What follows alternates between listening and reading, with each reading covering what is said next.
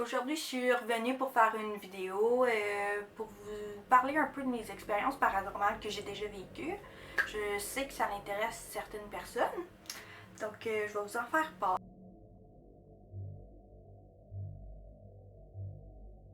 Ma première expérience, j'avais environ 4 ans peut-être. Je sais qu'il y en a qui ont déjà eu des amis imaginaires, puis moi j'en ai déjà eu une. Puis moi, je pense qu'un ami imaginaire, c'est quelqu'un que tu vois, mais que les autres voient pas, comme une entité, un esprit ou quelque chose. Moi, je crois vraiment à ça. Elle s'appelait Catherine, mon amie imaginaire.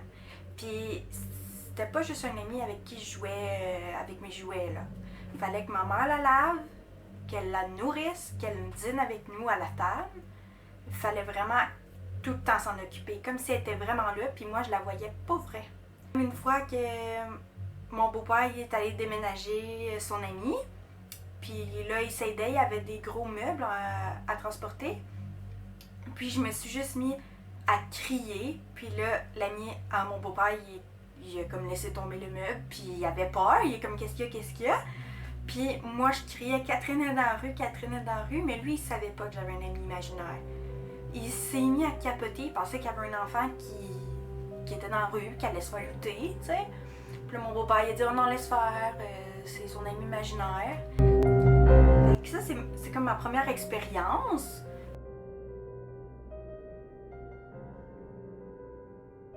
Une autre expérience, faut que vous sachiez que moi, avec ma mère, parce que mes parents sont séparés, sur le côté de ma mère, toutes les années, ils se construisaient une différente maison.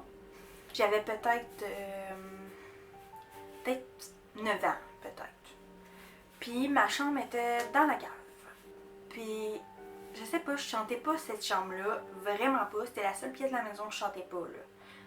Puis je voulais pas dormir dans ma chambre. Ça m'a pris tellement de temps. En fait, j'ai jamais dormi dans ma chambre toute seule. Jamais, jamais, jamais. À l'époque, mon frère de 5 ans, il venait dormir avec moi dans ma chambre en bas. Mais même si mon frère était là, je me sentais pas plus en sécurité. C'était comme... Ça pesait sur moi quand j'étais dans cette chambre-là. Puis je me sentais toujours comme si quelqu'un me regarde. Je me sentais observée non-stop. Puis à un moment donné, ma tante est venue dormir à la maison avec mes 2 cousines.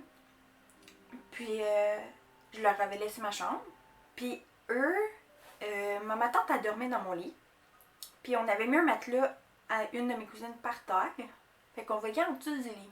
Puis là, ma cousine, le lendemain matin, elle nous a raconté, celle qui était par terre, elle nous a raconté qu'elle avait vu quelqu'un qui le regardait en dessous du lit.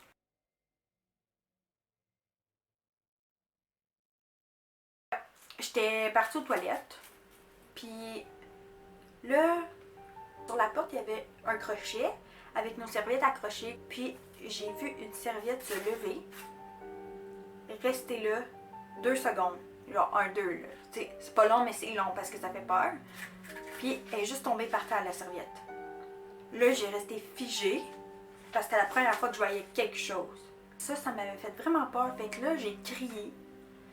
J'ai crié tellement fort, ma mère a pensé qu'il y avait mes règles. Fait que là, elle est arrivée. Elle a ouvert la porte. Puis là, elle dit qu'est-ce qu'il y a? Là, j'ai dit, ben la serviette, elle a levé. Elle a tenu dans les airs, puis elle est tombée par terre. Fait que là, j'avais vraiment peur, je pleurais. Ma mère me regarde, puis elle me dit, ah, dans ce temps-là, tu fais juste dire, va-t'en! Puis elle s'en va. Fait que là, moi, je pensais qu'à chaque fois que je voyais des affaires, il fallait que je dise aux esprits votants. Mais là, j'avais l'air de quoi, moi, quand je vois des affaires ou qu'il m'arrive des choses, je suis toute seule, puis je fais juste crier votant. Et la niaiseuse. Fait que là, ben, ça m'avait resté dans la tête. Fait qu'à toutes les fois que j'avais vécu des choses, ben, je faisais comme ma mère, je disais votant.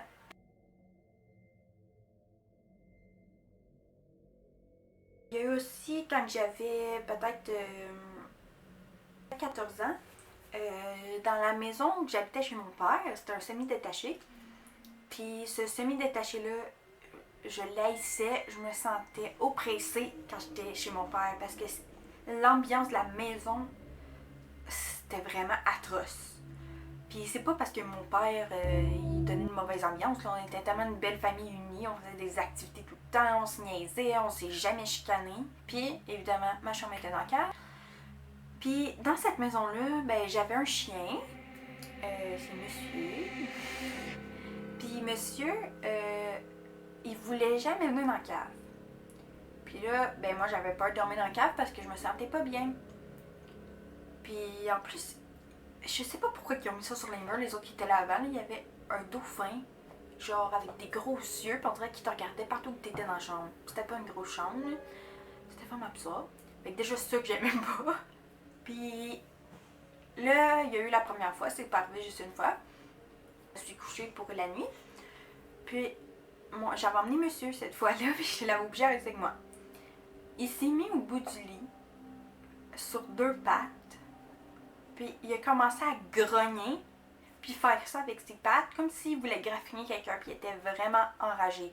Puis mon chien, il est pas méchant, là, il mord pas, il fait rien. Là, ça m'a fait capoter, je me suis cachée en dessous de mes couverts. Mais là, lui, il capotait, il voulait sortir, fait qu'il fallait que je le laisse sortir. Sauf que moi, j'étais pris à dormir là tout de suite après quand même.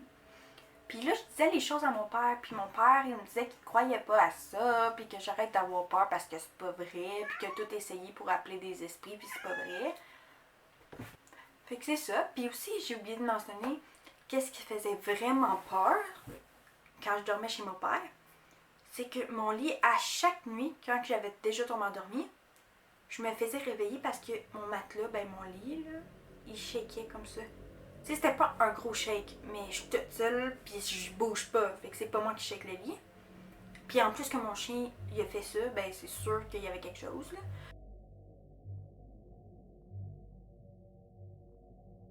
La voisine qui habitait à côté de moi je me souviens qu'à un moment donné, j'allais la chercher pour aller à l'autobus, le matin pour aller à l'école. Puis elle me dit « Oh, rentre 2 secondes, je veux juste prendre quelque chose » ou je sais plus trop, là. Fait que là, je suis rentrée, puis j'ai vu une petite fille qui était assise en haut des escaliers. Puis elle me regardait, puis elle parlait pas. Fait que là, j'ai juste dit allô, tu sais. Puis là, quand on est sortis, ben moi, j'ai dit ah, j'ai vu une petite fille, tu sais, toute une cousine qui est là cette semaine, ou je sais pas. Puis là, elle était comme, ah, elle m'avait pas déjà raconté des histoires. Mais là, après ça, elle me racontait les histoires. Fait que là, ça commençait à me faire peur. Elle avait un esprit chez eux qu'elle la voyait comme dans les escaliers, puis tout ça, puis qu'elle était pas la seule à la voir dans la maison. Elle me racontait des choses comme ça, mais je sais pas si c'est vrai. Mais moi, ça, fait que vu que j'étais pas la seule à l'avoir vu, ben, je me disais que c'était vrai. Mais peut-être que mon esprit me jouait un tour, puis que là, vu qu'elle a enchéré avec plein d'histoires sur ça, ben là, j'ai vraiment cru que c'était ça. Mais je peux pas vraiment être sûre, là. J'essaie d'être rationnelle pour celle-là.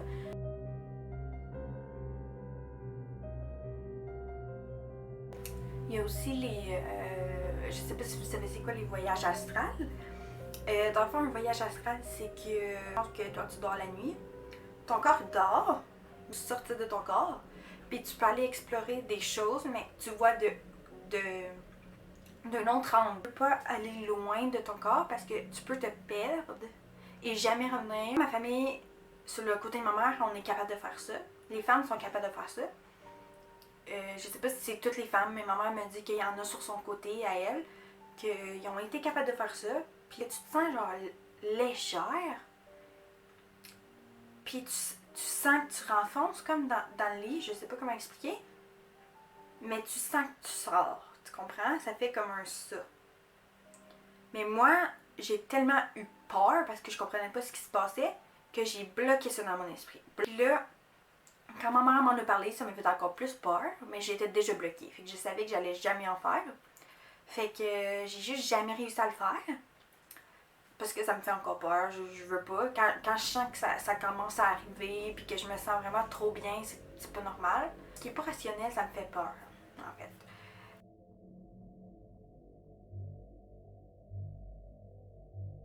Puis sur le côté de mon père, ben mon grand-père, c'est un Indien.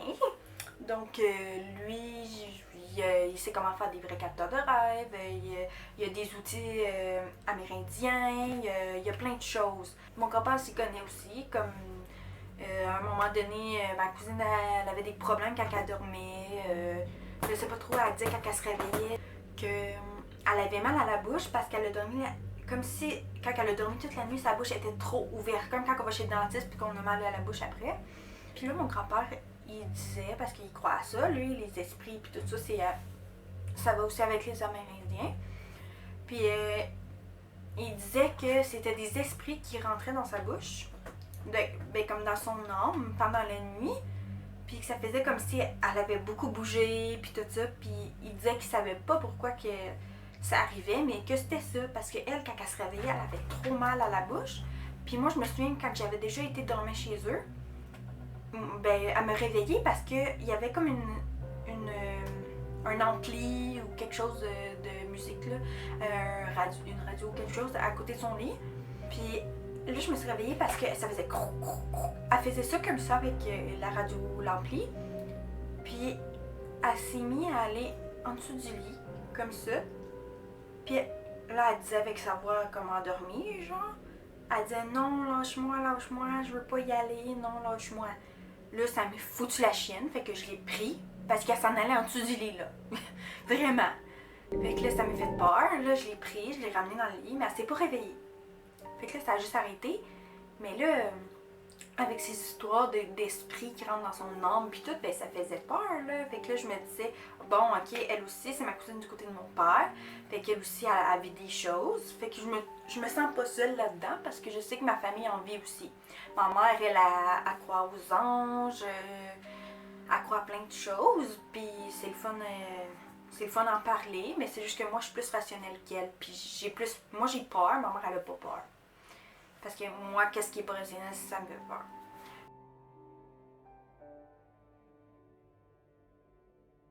Puis à un moment donné, chez ma mère, quand je suis allée, j'étais en train de faire la vaisselle pour l'aider. Puis elle était assise à la table, puis on parlait, puis tout ça. Puis à un moment donné, ça a juste fait dans mon oreille. C'était vraiment fort, le souffle. Puis là, j'ai eu peur, j'ai resté figée, puis là, j'ai dit non, non, non, non, non, non, non, non, non. Puis là, ma mère, elle se demandait. Puis là, j'ai dit que ça avait fait ça. Fait que là, ma mère a commencé à dire bonjour, puis à parler. Mais elle m'a dit, ça doit pas. C'est pas un esprit méchant. C'est juste pour dire qu'on est là. Comme ma mère, elle sent souvent le parfum du père à son chum. Il est décédé, puis elle sent souvent son parfum. Comme là, elle dit, ah, salut, t'es là. Puis là, ben, mon beau-père croit pas à ça, il est comme, oh, arrête. Puis aussi, elle sent le parfum de ma grand-mère, de sa mère. Elle le sent souvent, puis moi aussi, je l'ai déjà senti une fois. Moi, j'ai pas beaucoup connu ma grand-mère, parce que je l'ai connue jusqu'à 5 ans. Mais j'ai pas les souvenirs, vu que j'étais trop jeune quand elle est décédée. Je pense que c'est elle qui me laissait toujours des signes pour me montrer qu'elle est là. Puis ma grand-mère, elle disait toujours que elle allait se réincarner en papillon jaune, parce que c'est sa couleur préférée aussi, le jaune. Puis à chaque fois qu'on voit un papillon jaune, ce papillon-là, quand on le voit, ça tourne autour de nous, là. C'est sûr que c'est ma grand-mère. Fait que moi puis ma mère, on dit toujours « Oh, allô ». Puis on est bien content quand on voit qu'elle nous a fait un signe, parce que, tu sais, on s'ennuie. Mais on dirait que des petites choses comme ça, c'est le fun, parce que ça fait pas peur, puis ça fait juste prouver qu'on les a encore avec nous. Puis moi, c'est ça que j'aime, puis que je trouve beau.